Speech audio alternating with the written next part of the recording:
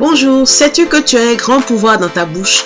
Notre bouche est notre centre de pouvoir qui nous permet de créer dans le monde visible.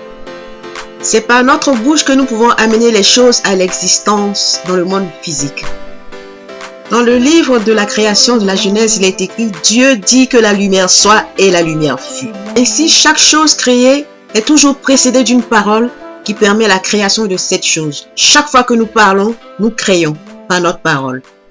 Dans les Écritures, en Ésaïe, il est écrit « Ma parole qui sort de ma bouche ne revient pas à moi sans effet, sans avoir accompli ce pourquoi je l'ai envoyé. » Donc ça confirme le fait que chaque fois qu'il y a parole, il faut que cette parole crée et elle crée effectivement.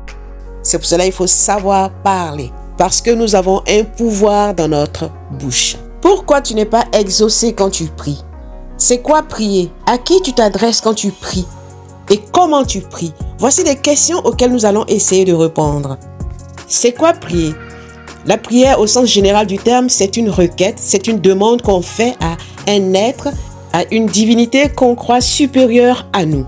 Pourquoi donc on n'est pas exaucé quand on prie? Ésaïe 59, 1 à 2 nous dit « La main de l'Éternel n'est pas trop courte pour sauver, ni son oreille trop dure pour entendre. Mais ce sont vos crimes qui mettent une séparation entre vous et votre Dieu. Ce sont vos péchés qui vous cachent sa face et l'empêchent de vous exaucer. » Ce qu'il faut savoir, c'est que la prière part d'une promesse. C'est à partir d'une promesse faite que tu as reçue que tu peux demander quelque chose à une divinité ou à un être. Et à chacune des promesses faites, il y a un obstacle, il y a un tabou à éviter, il y a une loi à respecter. Ça nous ramène aux 7 lois universelles fondamentales dont j'ai parlé dans mes vidéos précédentes, que nous allons rappeler rapidement pour poser les bases de ce que nous allons partager concernant la prière. Mais avant, rappelons la promesse divine, la promesse fondamentale qui a été faite à l'humanité. Cette promesse est que chaque fois que tu seras perdu, que tu seras égaré sur le chemin de ta destinée, il y aura toujours un être pour te ramener sur le droit chemin de ta destinée. C'est pour cela qu'il y a toujours eu des maîtres sur la terre, des personnes éclairées pour guider l'humanité. L'être humain que nous sommes composés de 7 niveaux. Notre être a 7 niveaux. Premier niveau, c'est le corps physique qui correspond à nos actes. Ensuite, nous avons la volonté en nous. Nous avons ensuite les sentiments, les émotions. Puis viennent les pensées. Au-dessus de nos pensées, nous avons notre conscience. Ensuite vient notre destinée, notre âme, puis notre esprit. Ce sont les 7 niveaux de l'être humain. En d'autres termes, tu as un esprit qui anime ton âme. Et cette âme dirige ta destinée à l'aide de ta conscience pour que tu reçoives des pensées qui viennent de ton esprit, qui est différent de l'esprit universel, afin que tes sentiments, ta volonté et tes actes soient conformes et en harmonie avec cette pensée de l'esprit que tu es. Car toute pensée vient d'un esprit. On parlera plus loin dans cette vidéo des esprits, des génies et des égrégores. Pour rappeler donc les 7 lois qu'il faut respecter pour être exaucé dans tes prières, la première loi, c'est la loi du mental, ce qu'on appelle le mentalisme. Cette loi est en rapport avec ton esprit. Et c'est quoi l'esprit? L'esprit, ce sont les niveaux de vibration que tu émets autour de toi et qui résonnent dans l'univers. Et il y a plusieurs types de vibrations. Il y a plusieurs niveaux de présent pour que l'esprit divin enregistre ce que tu veux devenir afin de pouvoir t'exaucer. La deuxième loi que tu dois respecter, c'est la loi de correspondance. C'est ce qu'on appelle l'effet miroir. Parce que tout ce qui est en toi se reflète à l'extérieur de toi et tout ce qui est à l'extérieur de toi se reflète en toi. Donc, tu vois, ce qui t'arrive, c'est ce que tu attires à toi. C'est la loi de la correspondance, que d'autres appellent aussi la loi de l'attraction. La troisième loi que tu dois respecter pour être exaucé, c'est la loi de la vibration. La vibration, c'est le verbe, c'est la parole que tu émets. C'est ce que tu dis et que tu veux voir arriver. C'est la loi des sons. Les sons qui nous interconnectent les uns aux autres par la communication. Que dis-tu et comment le dis-tu? Est-ce que ton son est haut ou bien il est bas? Quelle est l'intensité, la durée, la force du son que tu émets quand tu parles? La quatrième loi que tu dois respecter, c'est la loi du rythme. Le rythme, c'est le temps. Parce que toute chose a une durée de temps. Comme le dit Ecclésiaste, il y a un temps pour toute chose sous le soleil. La durée du temps de ton exaucement dépendra de la hauteur de la vibration dans laquelle tu vis. Est-ce que tu vis dans une vibration haute ou bien dans une vibration basse? Si la vibration dans laquelle tu vis est haute, les choses vont arriver très vite. Si elle est basse, ton exaucement ne va pas vite arriver, les choses vont traîner dans ta vie. Et la fréquence et la hauteur du rythme de ta vie dépendra de tes pensées. Comment tu penses? Ça nous ramène à la loi du mentalisme. Quelles sont les pensées qui t'animent? La musique nous enseigne la loi du rythme. Dans la musique, on a des pulsations, on a des tempos, on a des hauteurs, on a des modulations, on a des notes de musique. Toutes ces choses nous enseignent la loi du rythme qui est en rapport avec le temps et la durée des événements qui arrivent dans notre vie. La cinquième loi que nous devons respecter pour être exaucés, c'est la loi de cause à effet. C'est-à-dire, rien n'arrive sans raison, rien n'arrive sans but. Cette loi, c'est la loi de la semence. La loi du cause-effet, c'est la loi de la semence. Tu récoltes ce que tu sèmes. Ta vibration, c'est-à-dire la parole que tu émets, et le tempo de ta vie vont conditionner tout ce que tu fais et les choses vont arriver en conséquence. La sixième loi que tu dois respecter pour être exaucé, c'est la loi de la polarité. C'est-à-dire, chaque chose a toujours deux côtés opposés. Côté appelé le bien et le mal, le plus et le moins, le masculin et le féminin. La loi de la polarité nous montre les deux extrêmes de la vie. C'est la loi qui nous permet de progresser, d'aller de l'avant ou d'aller en arrière. Tout dépend dans quel sens nous voulons aller. Tout dépend de notre positionnement dans ce que nous faisons. Nous devons donc trouver notre juste équilibre parce que cette loi nous apprend à être équilibrés, à bien gérer notre balance en pesant les causes et les effets de nos actes. Enfin, la septième loi, c'est la loi de la génération. C'est la loi des forces complémentaires que sont le féminin et le masculin en nous. C'est ce qui nous permet de créer la vie.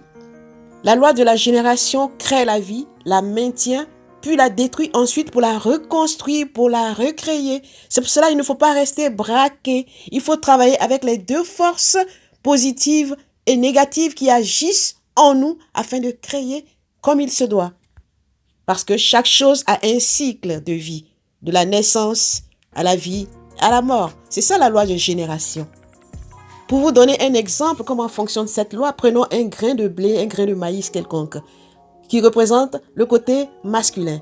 Mais pour que ce grain de blé devienne vie, il faut que nous mettons cela en terre. La terre qui représente le côté féminin de la vie. Le soleil qui va faire en sorte de réchauffer ce grain de blé représente le côté masculin. La pluie qui va arroser ce grain de blé pour que ça pousse représente le côté féminin, pour nourrir la semence et la faire croître. Ensuite, on obtient le fruit. L'arbre pousse, le fruit qui tombe et meurt. Nous nous en nourrissons, nous prenons encore la semence pour replanter. Donc c'est le cycle de la vie qui est continu, qui ne s'arrête jamais. C'est ça la loi de génération. Pour résumer, c'est cette loi. Autrement, on a la pensée, elle peut être élevée ou basse, tout dépend de nous. On a le reflet, ce qu'on reflète, l'effet miroir, ce qu'on attire à nous. 3, ce que nous disons, la parole, le verbe que nous prononçons. 4, le temps que va mettre les choses pour arriver dans notre vie. 5, qu'est-ce que nous sémons? Est-ce que nous sémons du blé ou bien nous sémons de l'ivraie? Cause, effet. Ensuite, l'équilibre. Où est-ce que nous nous situons lorsque nous posons des actions dans notre vie? Et enfin, comment nous créons? Est-ce que nous sommes toujours d'un seul côté de la vie ou bien nous prenons les deux aspects de la vie pour les croiser afin de créer? Maintenant que nous avons vu les conditions qu'il faut poser pour pouvoir être exaucé, on va voir, mais à qui tu t'adresses quand tu pries? Quand tu pries, tu t'adresses à des forces, tout simplement. Et c'est quoi une force? Ça peut être un élément ou un être qui dégage des énergies. Les éléments sont le feu, l'air, l'eau, la terre. Et les êtres sont des esprits, des génies, des égrégores, des maîtres, des anges, des archanges, des dieux, des minéraux, des végétaux, des animaux, des hommes. Et même au niveau des hommes, on a 5 types d'hommes. Les hommes bruts, les hommes qui végètent, les hommes instinctifs, les hommes spirituels. Et au-dessus de tout cela, on a les hommes maîtres, c'est-à-dire ceux qui sont éveillés et individualisés, ceux qui voient au-delà des apparences, à la différence des hommes spirituels qui sont en voie d'éveil. Les hommes maîtres représentent notre conscience. Ils sont le pont entre le monde physique et le monde spirituel. Tous les hommes spirituels fonctionnent avec les esprits, les génies et les égrégores de manière consciente, à la différence des autres hommes qui sont bruts, qui végètent ou qui sont instinctifs et qui subissent l'effet de ces forces. C'est quoi donc les esprits, les génies et les égrégores? Les esprits sont des forces qui nous meuvent, qui nous poussent à agir. Quand tu pries, à quelle force tu demandes d'agir dans ta vie? Voici la question que je te pose. Puisque nous sommes en train de voir à qui tu t'adresses quand tu pries. Donc, tu t'adresses à des esprits pour qu'ils agissent dans ta vie. Et il y a plusieurs types d'esprits. Il y a les esprits des pierres, les esprits des végétaux, les esprits des animaux, les esprits humains, les esprits de la nature.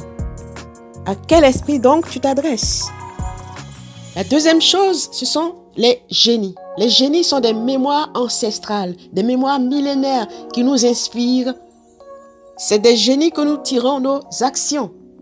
Tu es un musicien chevronné, un grand artiste. Tu es un thérapeute excellent ou médiocre. Ton inspiration te vient d'une mémoire à laquelle tu es lié, de laquelle tu tires ta connaissance. Ta source d'information vient de là. Et la troisième chose, ce sont les égrégores, qui sont des intelligences, la somme des pensées humaines accumulées, agglomérées, qui ont été émises de tous les temps, dans toutes les époques, dans toutes les générations, dans toutes les civilisations terrestres et interstellaires. Les égrégores sont les dieux créés par les pensées, les sentiments, les désirs, volontés et actions des hommes qui ont vécu depuis la nuit des temps jusqu'à nos jours. Quand tu dis par exemple « mon Dieu », tu te relis et tu t'adresses à un égrégore qui correspond à tes pensées. C'est la loi du mentalisme que tu appliques inconsciemment ou consciemment. Et nous avons plusieurs types d'égrégores sur la terre. Le christianisme, c'est un égrégore. L'islam, c'est un égrégore. Le judaïsme, c'est un égrégore. Les animistes, les athées, les agnostiques, le matérialisme, ce sont des égrégores. Chacun de nous sommes rangés dans un camp. Nous sommes alignés avec un Dieu, un égrégore. Donc, à qui tu t'adresses quand tu pries ou fais une requête? Est-ce que tu t'adresses à une pierre, à une plante, à un animal, à un homme brut qui végète, qui est instinctif, qui est spirituel, à un maître ascensionné, qui est éveillé, qui voit au-delà des apparences? Est-ce que tu t'adresses à un ange qui garde ta destinée? Ou à un archange qui veille sur ton âme? Ou à un Dieu qui veille sur ton esprit? Est-ce que tu t'adresses à un esprit de la nature, humain, animal? Ou tu t'adresses à un génie ancestral? À un égrégore spirituel, magique, matérialiste? Voici des questions auxquelles je t'invite à réfléchir désormais, afin que tu sois conscient de à qui tu t'adresses quand tu pries, quand tu fais une requête quelconque. Car ta prière s'aligne automatiquement avec la force et l'esprit qui lui correspond. C'est la loi de la correspondance. Oui, quand tu pries, tu fais appel à chacune des 7 lois universelles de la vie. Alors sois conscient de ce que tu dis et à qui tu t'adresses quand tu fais une requête dans ta vie. Maintenant qu'on a vu c'est quoi la prière, pourquoi tu n'es pas exaucé quand tu pries, à qui tu t'adresses quand tu pries, nous allons voir comment tu pries. C'est très important. Et ceci fera l'objet de notre prochaine vidéo. À très bientôt. Abonne-toi à Learn to Be Academy, like, laisse tes commentaires et reste béni.